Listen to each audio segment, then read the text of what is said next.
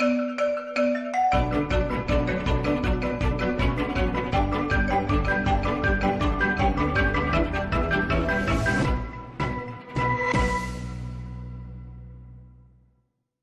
educación que hay ahora es muy clara, es una educación para crear no hombres y mujeres libres, sino productores y consumidores, nada más.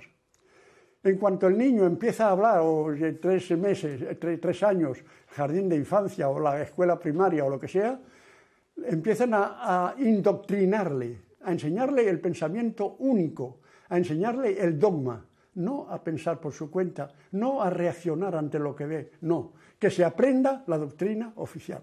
Y así constantemente.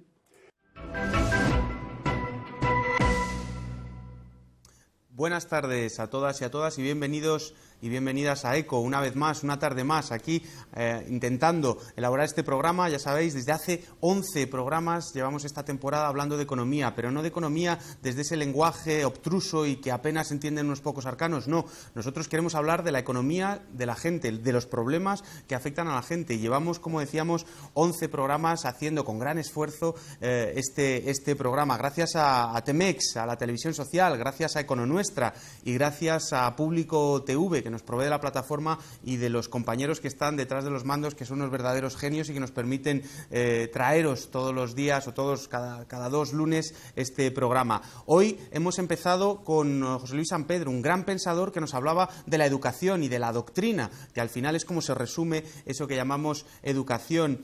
Y queríamos hoy plantearos un tema, porque no queríamos dejar pasar esta temporada sin hablar de la profesión que ejercemos muchas de las personas que estamos en este programa, la economía, de cómo podemos repensar esa economía, entre otras cosas porque ya sabéis que hay un viejo chiste que dice que los economistas son aquellos que te explicarán mañana por qué no ha sucedido hoy algo que explicaron ayer o que intentaron predecir ayer. Bueno, pues ¿dónde queda la capacidad predictiva de la economía? ¿Es la economía una ciencia?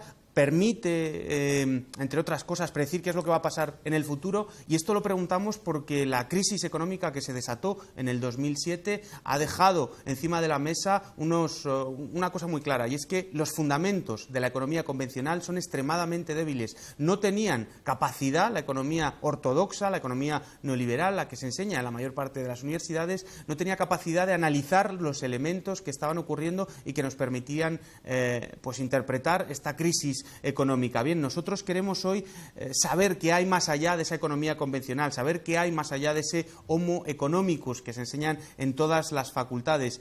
Así que en el programa de hoy vamos a tratar de responder a estas y a otras preguntas, como siempre, con unos invitados de excepción que nos van a permitir poner el dedo en la llaga de la economía. En cualquier caso, nosotros queremos empezar, aparte de las grandes palabras de José Luis San Pedro, con unas palabras de Max Neff, que es un economista, político y ambientalista chileno, para abrirnos la senda del debate del programa de hoy. Bienvenidos.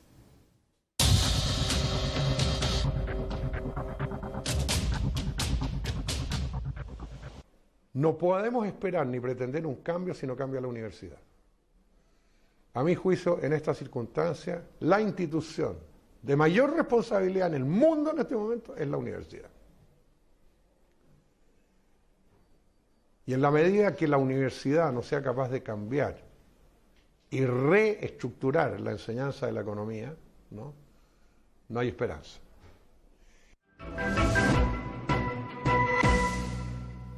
Bueno, pues vamos a tratar de construir entre todos esa esperanza de la que nos hablaba Max.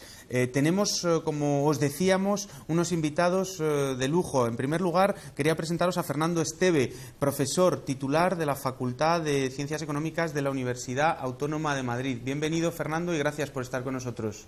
Muchas gracias por estar aquí y a ver qué sale de toda esta conversación. ¿Qué te parece lo que nos comentaba Max, ¿no? Una de las instituciones más importantes, decía, la universidad. Cierto, pero él decía eso de que tenía esperanza. Yo estoy ya desesperanzado completamente. Así que qué suerte que todavía hay gente con esperanza. Yo ya carezco de ella, ya soy muy mayor y ya no me creo nada prácticamente. Bueno, pues vamos a intentar desvelar en este debate cuáles son los elementos para esa desesperanza y para la esperanza de las que nos hablaba Max.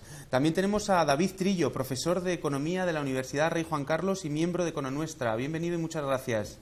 Buenas tardes. ¿Qué te parecía lo que nos comentaba? ¿Estás desesperanzado también como Fernando o vas a ejercer el punto de contraste?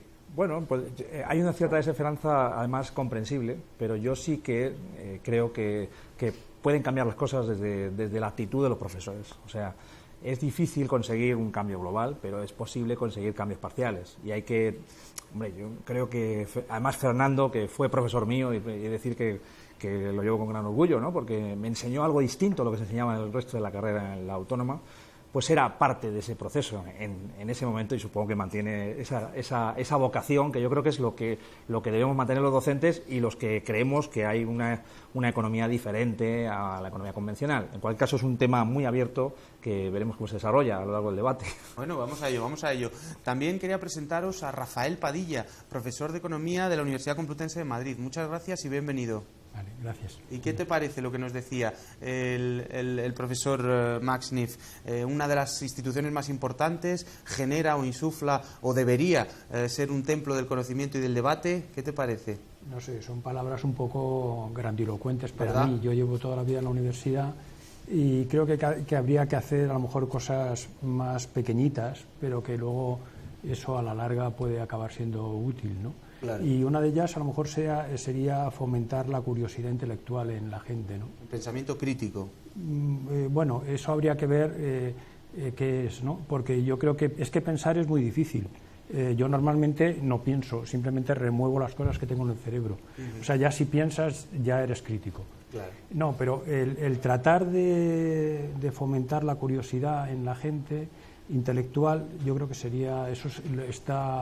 se puede hacer, y los profesores ahí tienen mucho papel. Muy bien. Sí. Pues muchas gracias. Y también tenemos a Alejandra Machín, patrona de Economistas Sin Frontera y también economista. Bienvenida y muchas gracias por estar con nosotros. Muchas gracias a vosotros por la invitación. ¿Qué te parece lo que nos comentaban y lo que nos han comentado hasta ahora los invitados? Un poco de desesperanza, un poco de curiosidad, un poco de ese repensar economía. Pues no sé, mi sensación es un poco la mezcla, porque yo estuve participando en la elaboración de los planes de estudio cuando cambiaron los planes en Bolonia, en la Complutense, y además fui evaluadora de todos los planes de estudio que se implantaron en economía en las universidades andaluzas, y para mí ese momento sí que fue un momento de desesperanza, porque lo que yo creía que podía ser la mejor base para poder crear un estudio de la economía distinto, pues resultó que no resultó así. Pero estoy en una mesa rodeada de profesores magníficos que estoy segura de que sus clases dan otra visión, así que yo soy un poco la mezcla. Bueno, pues un poco la mezcla, y además lo que hemos tratado, ya sabéis que Econonuestra es un colectivo de muchas personas que están trabajando en la economía crítica y en este replantear y repensar la economía, y tenemos a los compañeros que se han ido precisamente a la Facultad de Economía a preguntar a los estudiantes acerca de qué es lo que está ocurriendo, de qué es lo que piensan, de cuál es su visión acerca de los estudios que están enseñando o que están aprendiendo. Vamos a ver el reportaje. Hola Iván, hoy cerramos la temporada repensando la economía. Para ello nos hemos venido a la Facultad de Económicas de la Universidad Complutense de Madrid para ver qué piensan las y los estudiantes. ¿Por qué decidiste estudiar economía? Bueno, la verdad creo que lo estudié porque me enseñaron un poco de economía en el instituto y me llamó bastante la atención la asignatura y decidí cursarlo aquí en la universidad. Porque pensamos que tiene más salidas. Por las salidas, pero porque es una carrera que tiene muchas salidas. Me interesaba mucho saber controlar, saber entender cómo funcionan los mercados en general y cómo administrar los discursos, dirigir empresas y sobre todo cómo influye la economía en la población. Entendía la carrera de economía como una vía para tratar de descubrir alternativas a los problemas que están surgiendo y que nos cuentan en la tele con escasas soluciones. ¿Qué opinión te merece la configuración de los grados de economía? ¿Te ayuda a entender lo que está pasando hoy en día? Eso sí que falla un poco. Nos explican el problema con herramientas que realmente han producido ese problema. No hablan casi nada de la realidad económica, o sea, es muy poco lo que hablamos de la realidad económica. Sí que hay algunos profesores que lo enfocan y sacan noticias y lo vemos la utilidad de la teoría, la aplicada a la práctica y a la vida real, pero realmente muchas veces es demasiada teoría. ¿Introducíais alguna modificación en ese sentido en los planes de estudios de economía? Sí, yo creo que es importante introducir muchas. Una educación que sea más plural en ese sentido, que no sea lo eficiente, sino que necesitamos comprender qué está pasando en la economía y en el ámbito político y social. Si solo nos explican una única corriente de pensamiento, es muy difícil que podamos hacer contrastes. Entonces, si nos explicasen diferentes teorías, diferentes corrientes, diferentes pensamientos, pues sí que podríamos hacer un poco un análisis, digamos, más amplio o con una perspectiva mejor. Tener más práctica, tener práctica pues en contabilidad, finanzas. Si nosotros estudiamos para que las empresas nos cojan, qué mejor manera de directamente ir a la empresa y saber qué les interesa, ¿no? Qué demandan, ¿no? Muchas veces la teoría lo podemos ver en los libros, es leerlo, estudiarlo por nuestra cuenta, pero entender el porqué es lo que necesitamos. Pues esto ha sido todo. Hemos dado voz a la percepción y reivindicaciones de las y los estudiantes. Ahora solo queda que esta voz sea escuchada.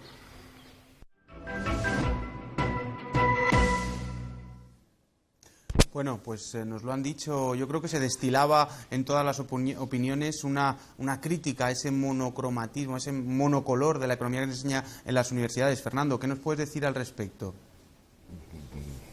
Pues que lo que se enseña es una versión edulcorada, moralística, o moral, con mucha moralina, de la realidad, que en términos científicos, a mí me gusta mucho hacer una analogía entre lo que es la economía y lo que es dos, llamarlo ciencia sería excesivo, dos maneras o dos reflexiones, que son por un lado la teología y por otro lado la medicina. De todos es conocido la visión organicista de que el cuerpo humano pues tiene enfermedades, el cuerpo social tiene enfermedades, y los economistas deberíamos ser como los médicos del cuerpo social, ¿no? Es decir, descubrimos enfermedades e incluso utilizamos a veces los mismos términos, ¿no? La fiebre es como la inflación, ¿no? Y cuando hay una gran catástrofe, una crisis, de pronto es como si se hubiera roto parte. Tienes un colapso nervioso, un colapso circulatorio, ¿no? Un colapso circulatorio porque desde William Petit ya sabemos que el flujo circular de la renta lo copiaron directamente de esta idea de la medicina. Pues bien, en términos médicos, nuestra economía se encuentra pues como en la medicina del siglo XVIII o XVII, y recuerda un poco más pues a la teología escolástica, y es lo que observo que se repite crecientemente cada día. Es decir, desde mi formación, de la que yo recibí hace muchísimos años cuando era estudiante hasta ahora, yo veo directamente que vamos para atrás. Yo recibí una información y una educación mucho más plural como economista en los años 70, que la que ahora doy a mis estudiantes. Estoy mucho más arrojado a la hora de explicar. Cuento cosas, me veo obligado a contar porque me tengo que someter a unos determinados planes de estudio, y hay cosas que no puedo contar. Es decir, ¿qué es lo que cuento como teórico o como yo contando cosas que hablan de la teoría económica? Pues eso, una versión simplificada del mundo, en lo cual teológicamente digo que en un mundo ideal donde el sistema de mercado cumpliera unas determinadas condiciones, todos estaríamos en jauja, en una suerte de paraíso terrenal, y que si alguien se desvía de eso debe recibir un castigo. Por supuesto, hay cosas que a mí me contaron, como el teorema segundo óptimo, o los problemas que tenía las condiciones de cumplimiento de ese óptimo de los óptimos, que ya no hay tiempo para explicarlo. Y entonces, ¿qué queda al final? Pues una suerte de moralina. Eso es lo que hay que hacer. Entonces, eso en cuanto a los programas. Y en cuanto a mis compañeros, pues ya soy suficientemente mayor como para no tener miedo a decir lo que creo que se está convirtiendo esto. Pues realmente hay una suerte de que, en mi opinión, es un mandarinato. Es decir, ahora se le exige a la gente unos niveles de formación, sobre todo de investigación, en alguna determinada, que son extraordinariamente costosos, que impiden formarse y tener una visión un poco más compleja. Prácticamente no creo que ningún profesor que tenga menos de 35 años ha leído a Adam Smith, ni ha leído a David Ricardo. Por supuesto, no ha leído ni a Stuart Mill ni a Marx. Directamente se ha especializado desde que acabó la carrera en dos cositas, solamente sabe esas dos cositas. Entonces se ve obligado a hacer investigaciones sobre una cosita o dos para conseguir lograr tener una plaza. Es lo más parecido al mundo de los mandarines. Con esa formación que puede dar, pues una versión reducida, simplificada, edulcorada. Por eso es mi desesperación directamente. No considero que tenga ninguna salida, es imposible. Vamos, mejor dicho, todo lo que sea formación económica la veo que está fuera de la universidad. Puede estar aquí mismo, puede estar en blogs, puede estar en Economía Nuestra, puede estar en otro tipo de plataformas, pero para mí lo que es la universidad o las facultades económicas están fundamentalmente muertas. No sé si enterradas o funcionan como esos zombies que van, ya sé lo que van a decir. Esa es mi posición desesperanzada.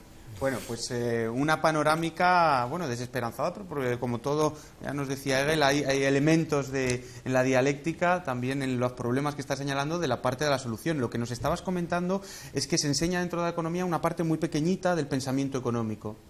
Pero la economía es mucho más, tiene muchas más, nos has nombrado algunos autores, a Marx, etcétera, pero ¿por qué? ¿Cuál es la razón de que de toda esa de todo ese enjambre de pensamientos y de diferentes planteamientos, solo se enseñe un tipo de economía, la neoclásica. Rafael, ¿cuál es tu planteamiento al respecto? Bueno, yo no creo que en las facultades solamente haya economía neoclásica. Habría que ver un poco qué se hace en cada facultad. A mí, en principio, me parece bien esto del pluralismo. Suena bien. Lo que pasa es que luego habría que ver exactamente cómo se articula, porque también me da un poco de miedo el que, sobre todo, haya cosas no trabadas en los estudios, que yo creo que es un problema que hay, ¿no? Hay de repente asignaturas de una cosa, de otra, de tal, y al final la gente termina, y si les dices, a ver, la crisis de Argentina del 2000, ¿qué haría usted? Y entonces la gente se quedaría bloqueada, ¿no? Entonces, y también hay un problema de superficialidad, o sea, que me preocuparía. Y esto ya viene en la enseñanza secundaria, ¿no? En donde es casi una enseñanza extensiva, y entonces yo creo que se necesita una enseñanza también intensiva. Para combatir esto, yo creo que a mí me parece que el trabajo empírico, o sea, yo creo que desde los años 90 han aparecido los datos, y a mí cada vez las aportaciones de la gente que se dedica a hacer buen trabajo empírico me parecen muy creativas y muy relevantes, sobre todo si el problema que enfocan es socialmente interesante. Y me parece que además habría que incorporar a la economía los estudios de historia. Me parece que la historia está muy compartimentalizado, tal vez. Sí, deberían de estar conectados, porque en realidad muchas veces con la econometría no puedes hacer ese experimento de laboratorio, es imposible. Y entonces es en los hechos históricos cuando realmente ha habido una especie de laboratorio, porque han ocurrido, y entonces si los analizas a fondo, ahí se puede aprender mucho. Eso es un poco muy bien. No, perfecto. Y además, decías, si les preguntamos a algunos estudiantes qué harían en la crisis argentina o en la crisis de ahora, a lo mejor se quedan bloqueados, o a lo mejor dan respuestas automáticas de reducir los salarios, reducir el déficit, reducir la inflación, cosas que son mantras que repiten absolutamente, e incluso que se repiten dentro de las instituciones financieras internacionales. El FMI parece que viene a ver a los países y que sus notas de conclusión las tiene escritas desde hace, no antes, sino años antes, ¿no, David? Sí, bueno, ahí yo creo que la economía ha lanzado la posibilidad de que determinadas interpretaciones que se deducen de modelos económicos luego sirvan para hacer política económica. Pero tampoco es así. O sea, quiero decir, dentro de las universidades existe la suficiente libertad, lo que no hay es el conjunto de incentivos que lo favorezca, para que haya profesores que enseñen con un cierto pluralismo y que desmitifiquen todos estos, digamos, son recetas finalmente que ha utilizado el Fondo Monetario Internacional, que se han puesto en práctica y que han fallado, que se han puesto en práctica en Latinoamérica en los años 80, que están poniendo en práctica en estos momentos en Europa, y que muchos economistas estamos en contra. Pero creo que dentro de la propia universidad se podrían desmitificar este tipo de hechos.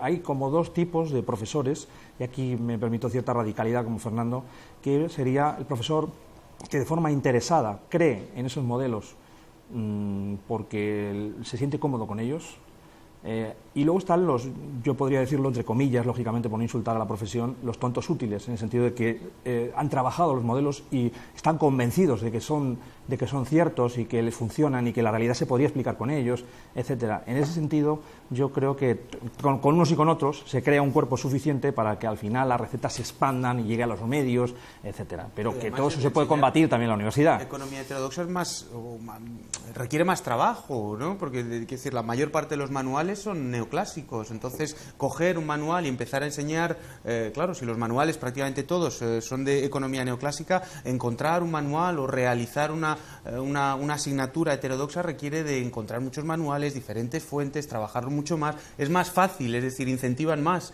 la enseñanza de la economía o del pensamiento único, ¿no, David? Sí, pero como yo estoy de acuerdo con Rafa, en cualquier caso, que creo que lo que falla también hay un problema de que repensar la economía son muchas cosas, ¿no? Entonces, es verdad que en general tú puedes pasar por una carrera ahora de 4 años, en su momento de 5, sin haber tocado apenas datos de la realidad. Eso es un gran déficit. Y eso no tiene que ver con que si estamos en una rama de pensamiento o en otra. Hay algunos intentos en algunas universidades de meter asignaturas de tipo estadística aplicada, pero no es el tema, ¿no? Sería dentro del conjunto de las asignaturas que se enseñan, por ejemplo, la macro, que estuviera incorporado los indicadores económicos y que eso fuera una parte importante, que hubiese prácticas al respecto. Luego, una parte de la actividad económica de los economistas tiene que ver con el análisis de los países o de los indicadores económicos, y eso se toca poco. Realmente y eso permite luego al mismo tiempo reflexionar sobre lo que ocurre, o sea, sobre el modelo subyacente, pero a partir de lo empírico también, ¿no? Alejandra, te veía sentir... ¿estás de acuerdo con lo que estaba diciendo? ¿Se necesitan meter más elementos empíricos, como decía? De hecho, muchas de los economistas heterodoxos y muchas de las asociaciones de economistas heterodoxos se llaman economía real o tratan de meter realidad a la economía, ¿no?, para dejarla de esa teología o teleología de la que nos hablaba Fernando, ¿no?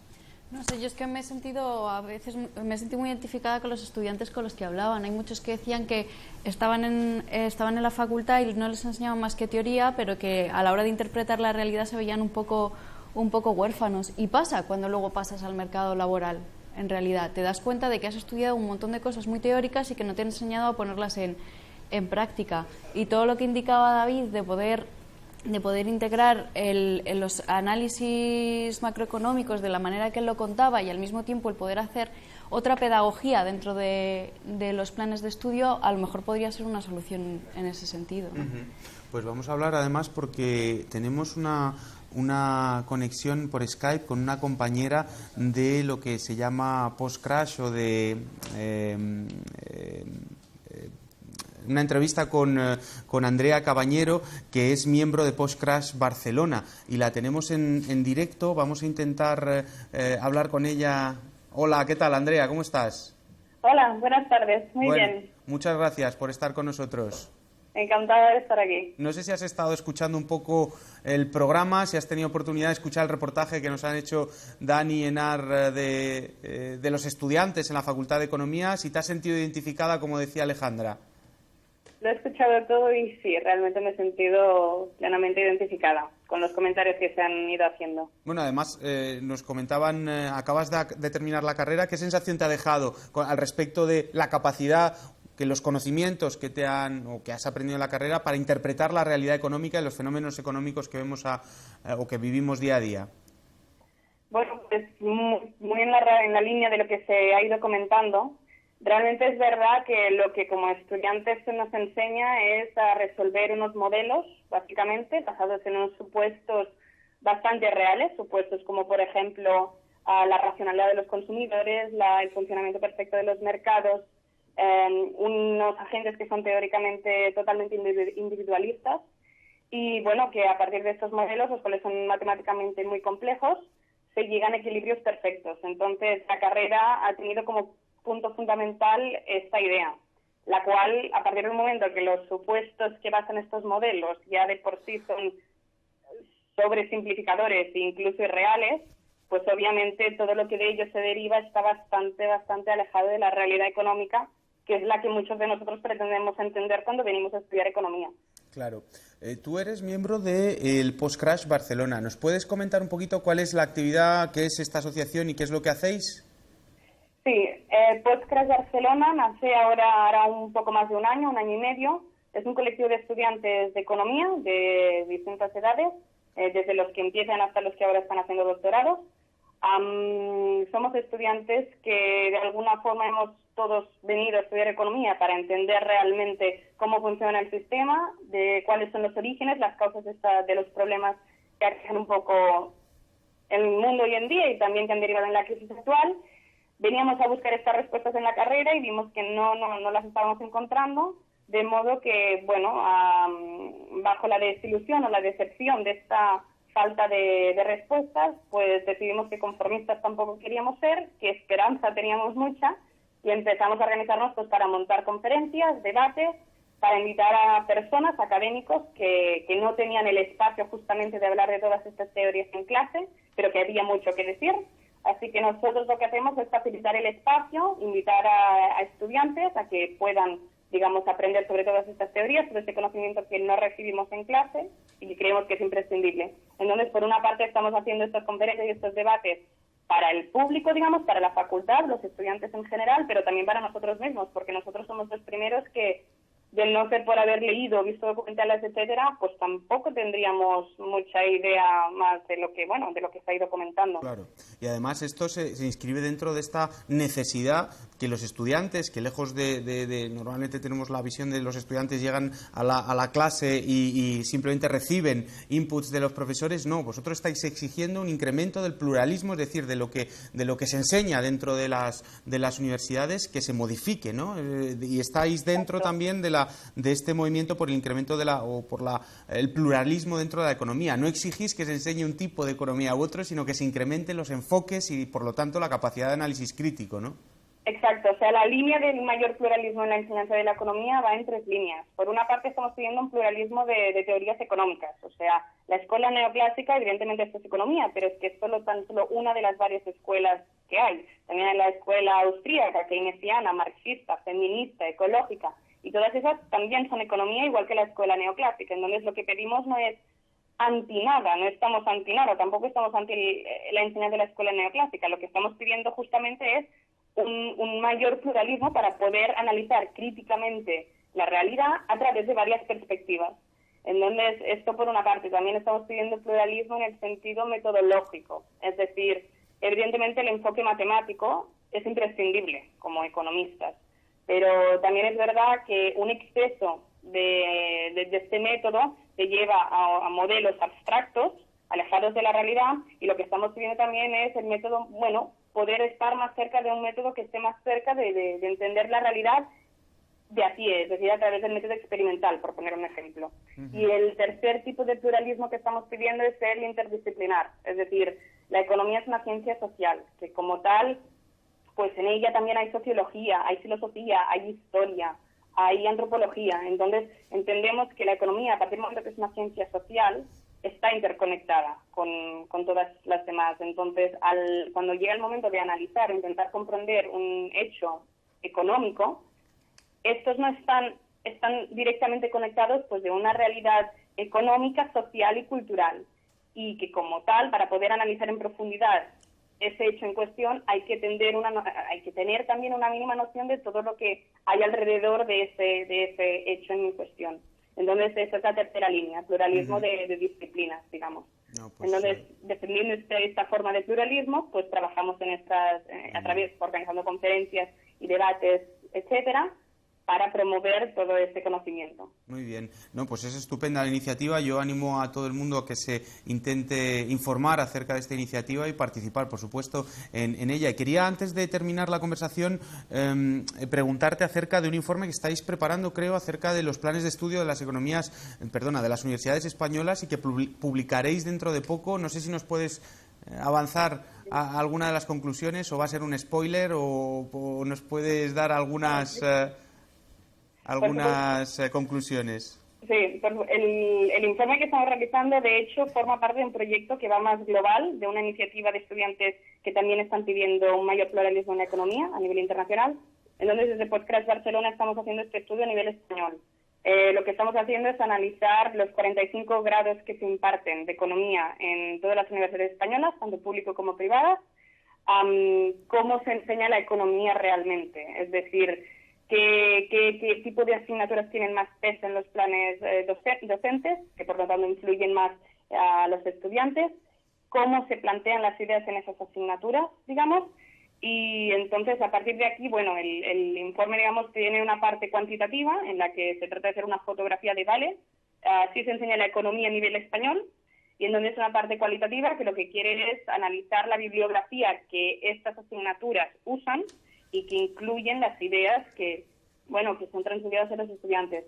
Entonces, sí, como bien has dicho, el informe lo pretendemos tenemos ya una buena parte hecha, falta el análisis cualitativo, de hecho, que pretendemos tenerlo terminado para finales de julio, y efectivamente, realmente, de hecho es algo que ya sabíamos, ¿no?, esta falta de pluralismo en los planes docentes, pero sí que es serio hasta qué punto hay tal homogeneización de los planes de estudio. Realmente se imparte lo mismo en todas las universidades, más o menos, con más o menos desviaciones, y entonces en estos planes docentes, en el análisis de los planes docentes, lo que se ve muy claro es que hay un peso muy predominante de todo lo que sea los métodos cuantitativos, es decir, todas las asignaturas que estén más o menos vinculadas a las matemáticas son las que más predominan en la carrera, lo cual en sí mismo no es malo que haya estas asignaturas, pero de nuevo pedimos que haya también otros enfoques, otros métodos. Entonces también tienen mucho peso todas las asignaturas relacionadas con la macroeconomía y la microeconomía, que son las que directamente transmiten las ideas, el cuerpo más básico, digamos, de la escuela neoclásica. Entonces no se trata solo, con este estudio estamos viendo que no se trata solo de lo que se enseña, sino de cómo se enseña. Entonces, si todo lo que se transmitiese desde un punto de vista crítico, desde un punto de vista que fomentara la capacidad crítica y analítica de los estudiantes, de cuestionarse esas ideas, entonces no sería tan serio.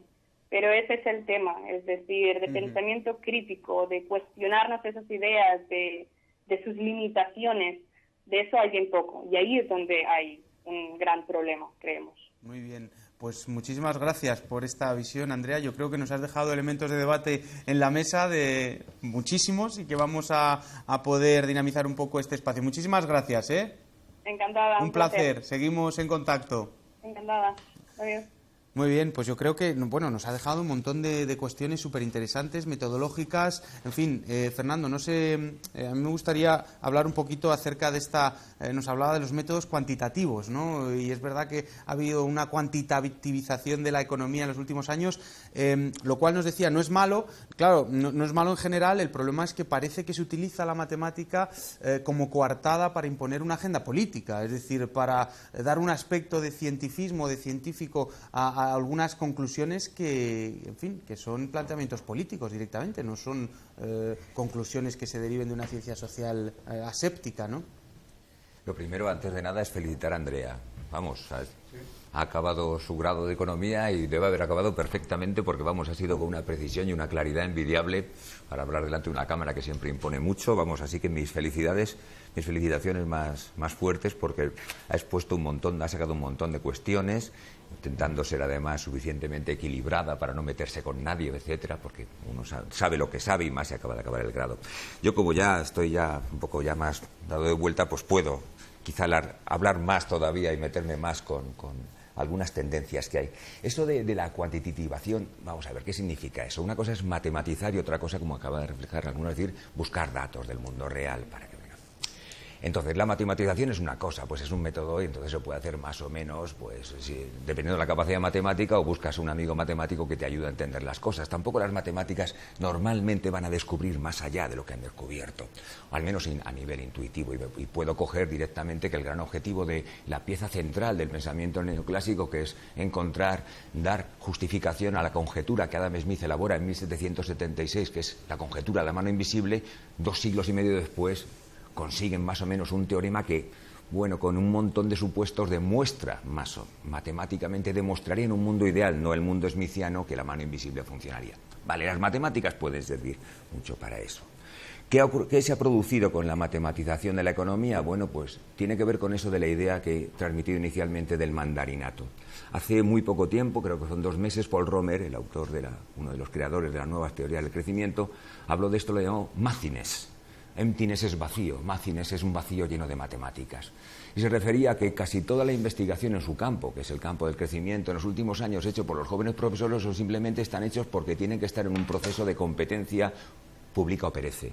No tiene ninguna relevancia. Entonces se trata de establecer modelos y condiciones matemáticas más complejas o menos complejas, más condiciones de estabilidad en mundos que son absolutamente matemáticos y formales, que nada tienen que ver ni con la realidad, ni siquiera como descripción simple de un modelo real. Obviamente las matemáticas sirven para una cosa, y eso es obvio. La realidad no la puedes describir a escala 1:1. Necesitas tener una apreciación y las matemáticas te permiten eso. Nadie se mete con la utilización de las matemáticas. Eso es una cosa de suave. En cuanto a las cuestiones cuantitativas, que algunos de vosotros habéis defendido un poco más, ahí es donde yo estaría un poco con discrepancia. Para mí la realidad es muda. Los datos de la realidad son mudas. Las teorías son los que interpretan los datos. Os voy a poner un par de ejemplitos. Cogemos datos de los costes laborales reales unitarios de la economía española y entonces decimos los costes laborales reales. ¿Qué son los costes laborales reales? Es la participación en la distribución del producto de la renta que va al factor trabajo. Qué curioso, se llaman costes laborales a la parte que va al trabajo. En Tarno se llama excedente bruto de explotación a la parte que va al capital. Yo cuando leo esas dos palabras digo, fíjate cómo está la interpretación ya en términos meramente lingüísticos. A una cosa le llamas coste. Uno cualquiera puedes leer el libro de Lakoff sobre las metáforas que nos ilustran y que nos hacen pensar o nos piensan a nosotros y utiliza la palabra coste y eso ya es malo. Cuanto más bajos sean los costes laborales reales unitarios, mejor, porque es un coste. A nadie le gusta tener costes. En tanto, los excedentes, que bien suena, ¿no? Tener cuanto más excedentes sean mejor. Vale, es una interpretación. Los datos son mudos, las interpretaciones de estos datos. Tasa natural de desempleo. La naturalidad de la tasa de desempleo. ¿Qué demonios significa eso? Yo lo cuento en clase. En la versión de tasa no aceleradora de la inflación también, que parece ser que es una cosa excelente. Sin darnos cuenta, nos comprometemos con determinados conceptos y los datos son absolutamente mudos. Para interpretarlos, para leerlos, utilizamos siempre teorías. De tanto que la utilización meramente pensar que datos cuantitativos, ahora ya está de moda lo de los Big Data y la utilización, normalmente además muy equivocada, porque se cometen enormes trampas estadísticas a la hora de hablar sobre los datos, si no tiene un apoyo suficiente teórico, pues es fácilmente ser manipulable. Mejor dicho, yo podría decir que la manipulación consiste en dos cosas. Primero, ocultar datos. Segundo, incluir la interpretación de unos datos como dato. ¿Qué ocurre? Pues como tienes cada vez más datos, de acuerdo, eliges los datos, los seleccionas, ya hay un proceso ya de manipulación. Segundo, como no tienes tiempo para dar todas las interpretaciones, solamente una interpretación, vas con la interpretación que te da. Y entonces, pues lo que ha comentado Andrea. ¿En qué consisten las interpretaciones que le dan? Resolver modelos, por ejemplo, modelos de SGE, en el caso de macro más avanzada, o los modelos más simples, esos que se dan en microelemental, de una curva de demanda de patatas, una curva de oferta y sale que dos equilibrios. Todo eso es pura vaciedad, no aprenden nada con eso, no hay ninguna teoría. Hay una mejor teoría y hay una moralina debajo. Acabo ya porque me estoy extendiendo demasiado. Por ejemplo, el problema que está ocurriendo ahora con la deuda. Yo le he preguntado a mis estudiantes y todos han respondido de la misma manera. Las deudas se pagan. Eso es lo que me dicen estudiantes de economía. Están utilizando meramente una cuestión que sacada de la Biblia o de una interpretación bíblica, una interpretación calvinista, a la hora de explicar un problema económico. Por eso estoy desesperanzado. Contra eso no podemos nada. O podemos muy poco. Es que además no hay tiempo en los programas. De 5 hemos pasado a 4. Dentro de poco vamos a pasar a 3. Al final, ¿qué le vamos a transmitir? La ley de la oferta y la demanda. Eso es lo que se resumirá toda la que es la economía. Depresivo. Vamos a... Fernando nos ha dejado también algunas cuestiones que merecen la pena debatir encima de la mesa. La trampa del lenguaje, entre otras cuestiones, ¿no? La moderación y la flexibilidad siempre se refieren al mundo del trabajo, nunca al mundo empresarial. Pero vamos a ver lo que nos decía. Hemos tenido la oportunidad, gracias a los compañeros de TMX, de grabar a Robert Pauling, que estuvo por aquí, por España, hace bien poquito, y le preguntamos acerca de esto. Robert Pauling, sabéis que es economista, profesor de la Universidad de Massachusetts, y además ha sido asesor de Obama y del presidente de Estados Unidos, y en cualquier caso le preguntamos cuál es el estado de la ciencia económica y habló de muchas de las cuestiones que nos ha planteado Fernando. Vamos a verlo. Well, I think that the economic crisis starting in 2008 demonstrated that the scientific foundations of mainstream economics is extremely weak. We didn't even have the basic tools within the mainstream of the profession to even observe what was going on at that moment, which was the buildup of this massive financial bubble, and to understand its ramifications. Now, there were people that did understand it, and those were the heterodox economists, and you've had major people within the heterodox tradition who not only have recognized the problem of systemic financial instability, but have been proposing things about how to deal with it. David, nos hablaba Robert acerca de la incapacidad que tiene la ciencia económica, que carece de elementos para interpretar la crisis económica. La crisis económica que aparentemente no ha permitido esa refundación de la economía, sino una radicalización de la agenda neoliberal. No sé qué piensas al respecto. Bueno, yo creo que sí que ha permitido que salgan debates como este, ¿no? Y que justamente los estudiantes de Repensar la Economía o el proyecto Repensar la Economía de Econonuestra, que por cierto yo estuve muy implicado desde el principio, pues se puedan poner en marcha, ¿no? O sea, sí que ha servido para... unos cursos, cuéntanos, que son unos cursos sí, que... ha habido ya dos ediciones, una en mi universidad, la Universidad de Juan Carlos, otra en la Universidad Complutense, y pretendemos que haya otros, probablemente en la Autónoma, que estamos en ello, ¿no? Y la idea es pues que haya profesores que cuenten sus versiones y que los alumnos puedan escuchar y formarse opiniones, ¿no? Tenemos que decir que tiene una asistencia impresionante, sí, es decir, que no es que sea una cuestión intelectualmente marginal de unos cuantos, no, que hay una demanda por parte de los estudiantes de teorías alternativas. Claro, además han quedado grabadas y son accesibles en la web, o sea, eso es interesante, sí. Yo quería comentar, ¿no?, al hilo de lo que se ha dicho en el vídeo y también lo que ha comentado Fernando, ¿no?, que quizás también el tema de lo cuantitativo, ¿no?, y si permite explicar la realidad o no, en realidad siempre es un juego donde todo está conectado. Es que la economía es una ciencia social, ¿no? Es una ciencia que no va a permitir nunca tener modelos universales, eso ya se sabe, ¿no? Eso es un tema que es conocido y justamente por eso es la interacción entre los hechos económicos que van sucediendo, los teóricos que en torno a unos hechos pretenden realizar modelos y luego unos datos que aparecen ahí que quedan como una memoria histórica y que es verdad que no, los datos no lo dicen todo, pero sí permiten reflexionar sobre ellos. Por ejemplo, que un alumno a lo largo de la carrera vea series históricas, yo creo que sí que es positivo. No me estaba refiriendo a hacer modelos, interpretarlos a partir de estimaciones, no estaba refiriéndome a ese tipo de enseñanza, que yo creo que esa es menos positiva, sabiendo que también el instrumental estadístico y econométrico de la carrera, si no sirve tanto para la investigación, sí que sirve para a los alumnos darles el marchamo de que sí que han tocado lo cuantitativo. O sea que luego está el problema de cómo valoran las empresas a los economistas, ¿no?, a los que salen de la carrera de economía. Pues bueno, tienen una parte cuantitativa que les da un extra. Entonces, y eso yo creo que es valorado. O sea, son alumnos con capacidad para reflexionar en torno a los números, ¿no? Y que no le tienen miedo a eso. Eso tiene un valor, ¿no?, también. Otra cosa es que eso les sea útil directamente lo que han estudiado en el mercado. Eso ya es otro tema, ¿no?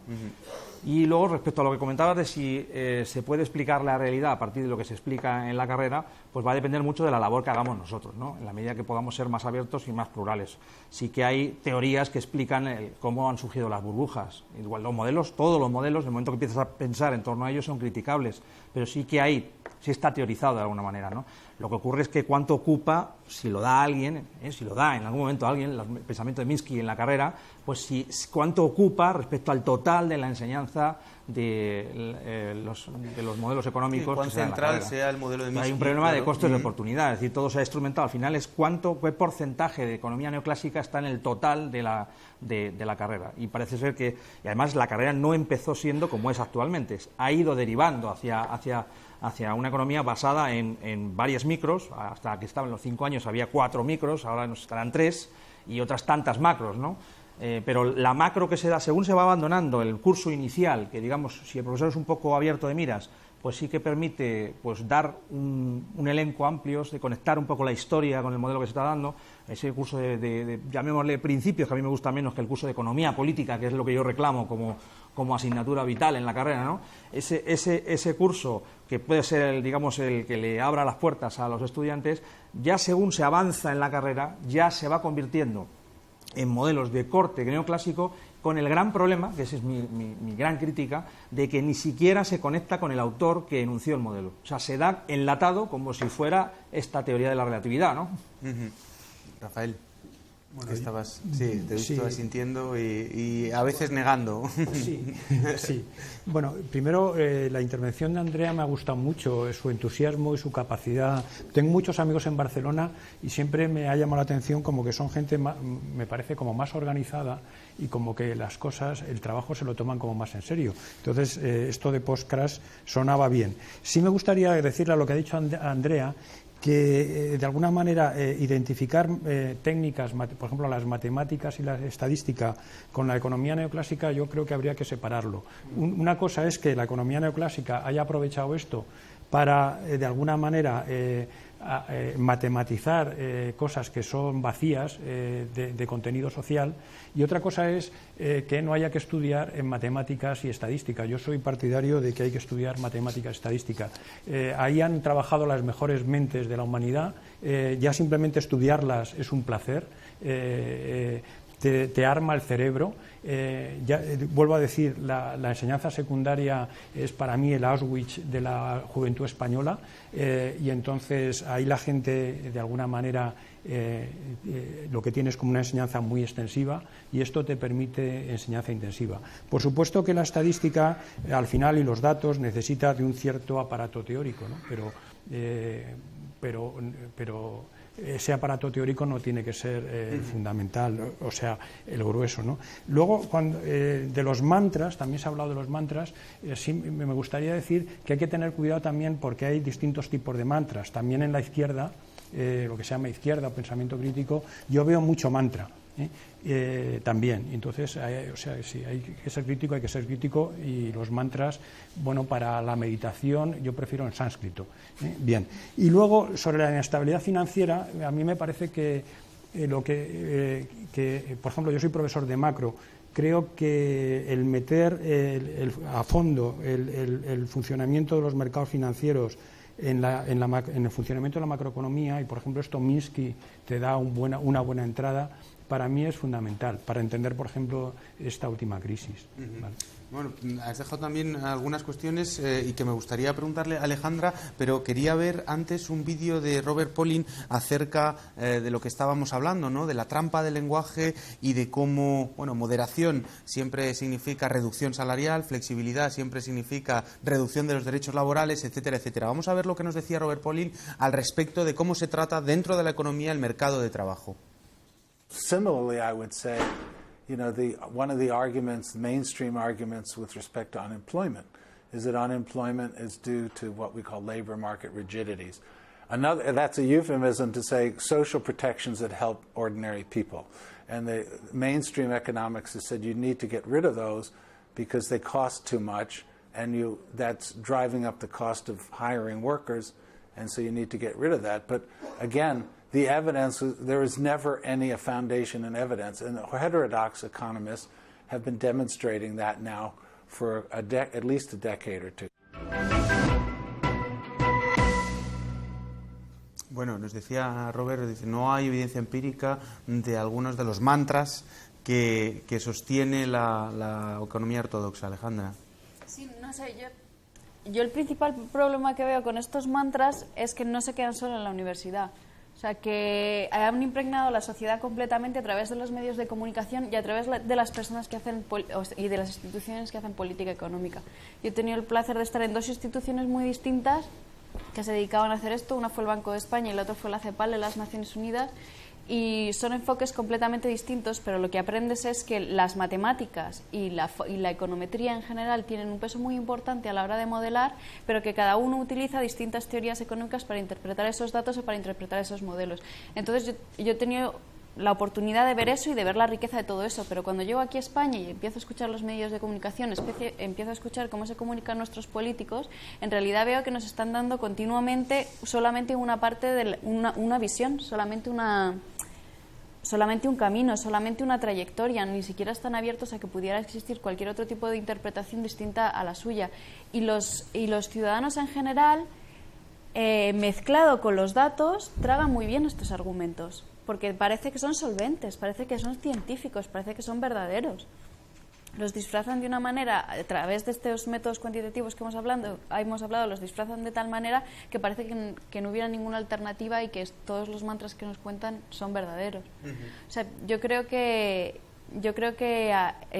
gracias a organizaciones como Econonuestra o como Economistas sin Fronteras o como Economistas frente a la crisis, empieza a haber una conciencia y la gente empieza a enterarse un poquito más de lo que hay detrás de lo que nos cuentan los medios de comunicación sobre la teoría económica o sobre cómo deberían ser las relaciones económicas. Pero tenemos que avanzar mucho en ese sentido. Claro, yo creo que en la mesa hay un consenso generalizado acerca de la bondad o de la utilidad de las matemáticas como ciencia, como tal, pero hace también una crítica en la utilización de las matemáticas para objetivizar algunos postulados que son claramente regresivos y que no están justificados económicamente, que son una agenda política, lo podéis llamar como queráis, agenda neoliberal, neoliberalismo o como queráis. Dime. No, es que creo que es un debate, un problema falso. Lo ha dicho Rafael con precisión. O sea, directamente las matemáticas ayudan a centrar el pensamiento. Punto. utilizas un concepto y entonces lo utilizas y eso X es una variable que significa este concepto. Lo defines y entonces puedes operar con ella siguiendo patrones. Entonces las matemáticas no han de ser el enemigo. Entonces es muy frecuente decir que la matemática es el enemigo. Vamos, incluso en la economía heterodoxa tú puedes encontrarte con trabajos de matemáticas o artículos de economía heterodoxa que, Dios mío, quien los ha parido se ha dedicado a esto, a utilizar unas matemáticas para mí son incomprensibles. Yo me acuerdo cuando tenía que leer a los posterracianos que tuve que aprender lo que no sabía. Es decir, cómo manejar todo el cálculo matricial en unos niveles que por sí no eran incomprensibles, si no, no lo podías entender lo que hay debajo. O sea que el enemigo no es las matemáticas, ni mucho menos, se puede dar a diferentes niveles. Entonces, no creo que el problema sea que se matematice la exposición que se hace de la economía neoclásica, a la cual respeto y valoro mucho porque además tiene muchas cosas importantes que decir en algunos aspectos concretos de economía de información. No, el problema es que, tú esto estabas planteando, David, es el 99%, por no decir el 100%. Entonces, claro, la visión directamente que da es absolutamente de pensamiento único, no, de visión única. Ven la realidad, mis estudiantes, ya con eso. Que además se conforma con la forma de ver típica que se hace desde primero y que se cuenta directamente. Entender el mundo como un intercambio, oferta y demanda. La ley de la oferta y demanda lo sabe todo el mundo. Y entonces lo único que haces es mucho más, eso y lo mismo. Y al final ven así la realidad. Tú puedes decir otras maneras de ver lo mismo, otras maneras de verlo más complicadas. Las cosas no les entra. Es la creación de no expertos, tenemos tiempo, ¿no? porque lo fundamental, digamos, si tuviera yo que dar, es que lo primero que tienes que hacer es cambiar el proceso, es decir, quitar lo que llegan aprendidos. Es decir, los medios de comunicación, en las películas, opiniones, van con una economía aprendida. Eso no lo digo yo, lo decía Hirschman. Entonces, nuestra tarea inicial sería que la desaprendieran. No. Entonces, la economía neoclásica refuerza todavía mucho más, con lo cual se alejan. Yo estaba recordando el hombre ¿cómo se llama? Michael Lewis, el hombre del póker del mentiroso, que ahora se ha convertido en periodista, entonces que cuenta en la primera novela, son muy malas por cierto, la del póker del mentiroso, cuenta cuando después de acabar, no me acuerdo en qué universidad de prestigio, llega allí a una de las grandes empresas estas donde aparecen los bonos basura. Y entonces cuenta, dice que se reían para qué servía la economía, todos habían pasado pues por los modelos de equilibrio general más elevado. Y entonces dice, no sirve para nada. Era simplemente una ruta de decir, vale, ahora te vamos a decir esto cómo funciona. Eso es una tontería, no vale para nada. Ya está. Ay, perdón. Vamos con un tercer corte de Robert Pauling que nos habla precisamente de una cuestión que deberíamos introducir ahora en el debate, y es, hemos estado hablando de ciertos mantras de la economía ortodoxa, pero ¿cómo se diferencia esa economía ortodoxa de el gran saco que se llama economía heterodoxa y que está formada por diferentes piececitas? Vamos a ver lo que nos decía al respecto de los dos paradigmas. I would say the neoliberal agenda, which has been predominant since the late, 35 years now, caused the financial crisis and then had no solution. So my initial thought in 2008 was that people would see the failings of neoliberalism and we would start to see serious alternatives. I think we've seen some of that. At the same time, though, as you mentioned, we've seen consolidation of neoliberalism in the form of austerity programs. Because austerity programs are simply the variant of neoliberalism to deal with a crisis. Austerity is certainly dominant in Europe, but hopefully with political development such as Podemos, we'll be able to reverse that. So you need to have a macro framework focused on full employment, a social welfare state, and a system of financial regulations. And, heterodox economics is basically built around understanding how to make those things happen. It's certainly imperfect. There's a lot of areas of gaps in knowledge. Orthodox economics is not asking those questions. David, ¿qué nos contaba Robert acerca nos cuenta dos cosas? En primer lugar, un contraste entre el hecho de que la crisis hubiera debido socavar los fundamentos de esta economía ortodoxa, y por otro lado la radicalización de la aplicación de las políticas neoliberales, y por otro nos habla del paradigma de la economía heterodoxa. Bueno, es que la austeridad no deja de ser algo que podría ser explicado dentro de las universidades. Y debería ser explicado porque muchas veces hablamos de austeridad y no sabemos qué es. Porque también críticamente, quiero decir que al final yo creo que hay un tema que he reclamado antes, que es que la economía debe tener debe volver a sus orígenes. ¿De qué hablaba Adam Smith? De la riqueza de las naciones. Hablaba de la distribución. Yo creo que poner el foco, y además yo creo que hay un economista que nos está llamando a poner el foco en eso, en la distribución de la renta y en la distribución de poder que se deriva de esa distribución de renta y patrimonio, que es Piketty. Yo creo que a raíz de esto sí que la economía debería centrarse mucho más en este tipo de cuestiones, ¿no? Al final lo que está haciendo es protegerse el capitalismo mediante las políticas de austeridad, pero está protegiendo determinados grupos. No se puede hablar de los economistas en general no vale, ¿no? Yo creo que hay que poner el foco en quién tiene el poder, quién detenta el poder y cómo influye esa acumulación de poder en la vida de todos los demás. Porque al final la economía intenta explicar el bienestar del conjunto de la población, no solamente de unos pocos, ¿no? Yo creo que justamente ese debate nos puede centrar más o nos puede ubicar más a los economistas heterodoxos, por decir que no nos quedamos contentos con que el 99% de la carrera se den teorías neoclásicas, ¿no? Que no quiero decir que no se deban dar en toda una carrera de económicas algo de economía neoclásica. Pero yo creo que eso nos puede centrar un poco, porque de la distribución de la renta se derivan todas las demás desigualdades. Porque también viene la desigualdad de género, viene unida también a la desigualdad de renta, y es un tema que nos une a los economistas heterodoxos también, ¿no? Entonces yo creo que ese es un foco de análisis que me parece interesante, ¿no? Y además hablas de la distribución de la renta que introdujeron los economistas clásicos, que ellos tenían muy claro que había diferentes clases sociales, lo definían y analizaban cómo se repartía el producto en función de esas clases sociales, que ahora ha desaparecido, digamos, del lenguaje económico, ¿no, Rafael?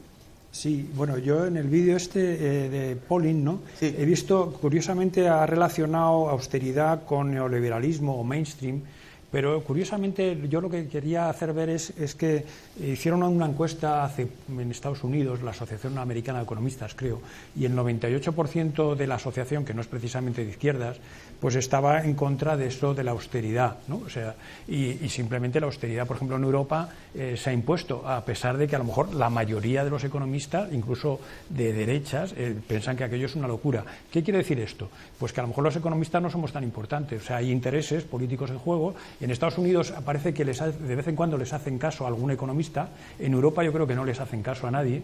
Entonces, bueno, tampoco tenemos que pensar que los economistas somos los que marcamos la pauta, porque aquí hay políticos y funcionarios tal que tienen unas ideas como muy claras y muy cerradas. O sea, esto de que la austeridad es expansiva solo se le ha ocurrido a un tal Yavazi, no sé qué, en un artículo que estaba mal hecho, y el único artículo que había es el que han cogido justamente para justificar algo. Entonces este era un tema que me quería plantear. Y luego sobre esto de la heterodoxia, yo querría decir que habría que tratar de no caer en la autocomplacencia, porque yo veo que esto es muy complicado, o sea, lo de la economía, la ciencia social, y entonces cuando uno, y quizá a lo mejor básicamente los economistas quizás seamos un grupo de charlatanes, y si ves las cosas de esa manera, pues entonces ya esto te obliga a ser muy flexible, ¿no?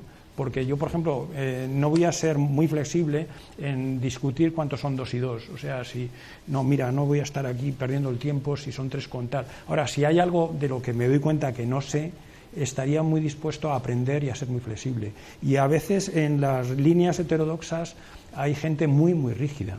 Entonces, también era una consideración que quería hacer. Claro. Muy bien, pues se nos va acabando un poco el tiempo del programa. Vamos a intentar introducir un último vídeo de Robert Polin acerca de los nuevos elementos que tendrían que tener esta nueva economía, entre otros, bueno, habéis hablado de economía feminista, hemos hablado, a lo mejor no demasiado, pero yo creo que este vídeo nos va a permitir enfocarlo acerca de ese nuevo paradigma de economía verde o de esa introducción dentro del paradigma económico de los límites físicos que tiene el planeta. Vamos a ver este vídeo y vamos a introducir luego una ronda de conclusiones de nuestros invitados para terminar el programa.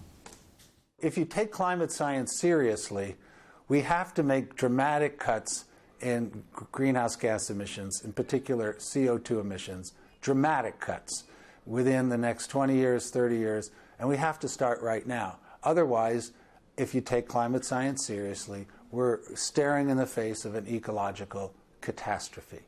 It doesn't mean it will happen, but the probability is sufficiently high that we have to take this warning very seriously. Keynesian economics is basically an investment model, understanding what it takes to get investment levels up and to sustain them. My framework for understanding the green economy, it is an investment model focused on green investments. And so I try to understand what are the incentives necessary to generate very substantial increases in renewable energy investments and energy efficiency investments. Pues ya nos lo decía, este es uno de los nuevos paradigmas. Vamos a introducir, como decíamos, una pequeña y breve conclusión de nuestros invitados y una apertura acerca de estas posibilidades endógenas, exógenas que tiene la economía para introducir más pluralismo. Si queréis empezamos contigo, David, y luego breve, por favor, porque tenemos ya muy poquito tiempo. No, bueno, están muchas cosas habladas. Yo creo que si se trata de hablar ya de los estudios de economía, que van hacia unos estudios de menos contenido, pues se puede abrir las miras con estudios un poquito más amplios. Quizá yo sí que estoy en la línea un poco más de estudios que no sean de economía exactamente, sino que sean de justos, como ciencia social, pues estudios que combinen con otras disciplinas, como la sociología, por supuesto, que ha estado introducida, pero como una cosa residual dentro de la carrera, y por tanto que se pueda dar esta visión más amplia de la que hemos hablado aquí. Yo creo que poniendo el foco en este tema, yo creo que estén, además de los modelos que simplifican la realidad enormemente, llevando hacia sujetos únicos que ninguno se parece a la realidad, es decir, intentándonos acercarnos a intentar explicar la realidad un poquito, ¿no? Y la realidad está plagada de conflictos de intereses. Muy bien. Eso es lo que estamos viendo, ¿no? Fernando. Pues nada, me sumo a lo que está diciendo David, es volver a recuperar, si hay alguna posibilidad, es volver a recuperar esto como una economía política, es decir, que a la matriz, y por lo tanto reconocer de salida al hablar de polis que hay un conflicto, ¿no? Entonces, una economía donde los conflictos no se subsumen de pronto una especie de modelo donde todo al final alcanza ese famoso óptimo paretiano y se maximiza una función de bienestar social de Bertrand Samuelson, ¿no? O de Bertrand Samuelson, que es el objetivo, es decir, estaríamos en el mundo perfecto donde no han desaparecido los conflictos, no, hay que reconocer que siempre hay conflictos, entonces la idea de que volver a una economía política. Ahora, que eso se puede hacer, creo que no, porque cada vez hay menos recursos para ello. Entonces, no hay tiempo, ni gente que esté formada para eso. Entonces se ha convertido, en mi opinión, los estudios de economía, y lo repito, en simplemente es la forma moderna de los seminarios religiosos de antes, es decir, donde se impone directamente o se le enseña a la gente una determinada teología que le ayuda a entender el mundo y repartir premios y castigos, es decir, quién se ha comportado mal o quién se ha comportado bien. Por ejemplo, ahora los griegos, por ejemplo, qué bien se han comportado los alemanes. Hablando de eso de los griegos y los alemanes, que ya por supuesto es un abuso del lenguaje por mi parte. Entonces yo tengo la idea de que esto simplemente estamos haciendo estudios de teología económica. Entonces, pues bien. Muchas gracias, Fernando. Alejandra. Pues a mí me gustaría concluir recogiendo un poco todas las cosas que ha dicho Andrea y explicando que el pluralismo o la heterodoxia es necesaria en las facultades, por lo que nos ha contado ella, pero es necesario también para que podamos interpretar los problemas que tenemos ahora y poder enfocarlos en soluciones distintas. Y en cambio, al contrario que Fernando, yo sí que veo como mucha esperanza, porque en los últimos años, desde el 15M, sí que he visto como un montón de movimientos y un montón de intereses y un montón de gente movilizándose para poder difundir este pluralismo económico en universidades, en medios de comunicación y en la calle. Muchas gracias, Alejandra. Rafael. Sí, más. Pues yo, de alguna manera, pluralismo sí, núcleo intensivo de técnicas también, trabajo empírico y conexión con la historia económica. Eso sería un poco mi idea. Muy bien. Vale. Bueno, pues muchísimas gracias a todos los invitados. Yo creo que hemos dado una visión bastante completa, o por lo menos lo que hemos tenido espacio para hablar de las formas y los caminos para repensar la economía. Muchísimas gracias a todos, de verdad. Y como siempre, pues nada, nosotros nos despedimos. Hasta aquí hemos llegado. Esperemos que este programa os haya servido, entre otras cosas, no solo para reflexionar, sino para entender o ver, dilucidar direcciones de cambio y para escuchar a algunos autores que normalmente nos escuchan, no solo en las clases, sino en los medios de comunicación. Así que nosotros nada más os podemos recomendar rever, difundir este programa, por supuesto, ir a la página de Temex para poder ver la la entrevista completa de Robert Pollin, y os animamos además a que entréis en la página web del curso que hemos estado hablando aquí, Repensar la economía más allá del Homo economicus, que se organizó, como nos ha dicho David, en la Complutense y en la Universidad Rey Juan Carlos, y donde encontraréis algunas de las sesiones. Nada más, teníamos pensado que este fuera el último programa de la temporada, no sabemos si podemos hacer la semana que viene uno de Grecia, esperamos que sí. Esto es un programa de economía heterodoxa y por lo tanto vive en un equilibrio inestable. Veremos si podemos hacerlo, pero los equilibrios inestables son parte de la vida, nunca presentan un problema para los economistas heterodoxos. Muchas gracias y os esperamos en el próximo ECO.